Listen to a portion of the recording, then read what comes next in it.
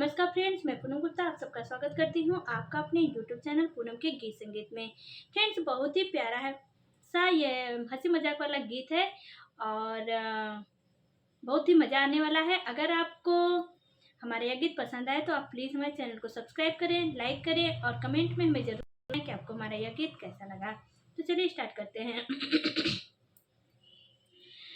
अरे कावन टुराया गुआ हमारे हो दादा, अरे कावन टुराया गुआ हमारे हो दादा, बूढ़ाओ से कई देलस बिया हो दादा, अरे बूढ़ाओ से कई देलस बिया हो दादा, अरे कावन टुराया गुआ आई हो दादा, ए काली मैया तो के चुनरी चढ़ैबो, अरे चुनरी चढ़ैबो आई हो दादा, हो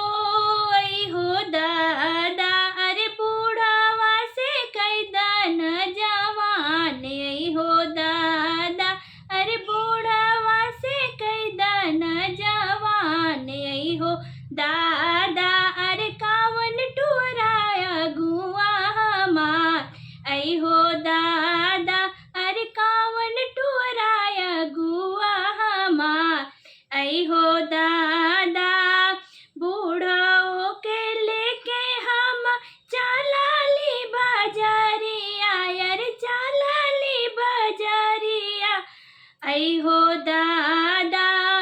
आई हो दादा, अरे बूढ़ाओ से गठरी न डोआए हो दादा, बूढ़ाओ से गठरी न डोआए आई हो दादा, अरे कावन टुराया गुआ हमारे आई हो दादा, अरे कावन टुराया गुआ हमारे आई हो दादा,